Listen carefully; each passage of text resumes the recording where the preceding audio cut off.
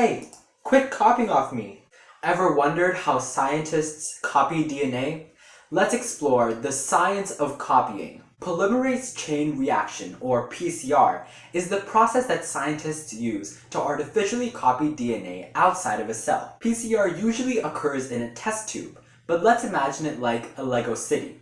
We start with DNA fragments, like buildings. First, we'll denature this DNA by heating it to break the hydrogen bonds between its two strands. Now these buildings need repair. So, once our DNA has cooled down some, a construction site manager called a primer looks for sites where they want to begin repairs.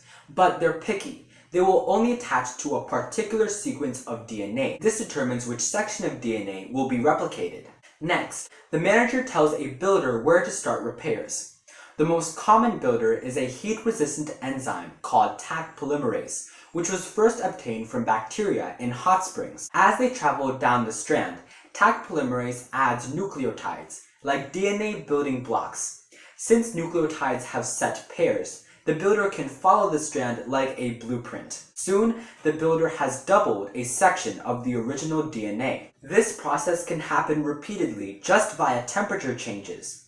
Each cycle, the completed buildings break apart and form new blueprints, which are repaired with additional nucleotides. This causes the amount of DNA to grow exponentially. Scientists can produce millions of copies in just a few hours. The applications are endless. We use PCR to diagnose diseases with incredible accuracy. Let's take the example of the SARS-CoV-2 virus. Since SARS-CoV-2 stores its genetic code as RNA, we'll use reverse transcription on a patient sample to create the two strands that PCR requires. We do this by using a primer and a different builder named reverse transcriptase to form cDNA.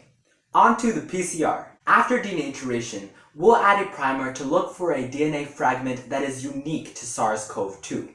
We'll also add a probe, like an electrician, that only bonds to viral DNA. They have a special power. They can glow.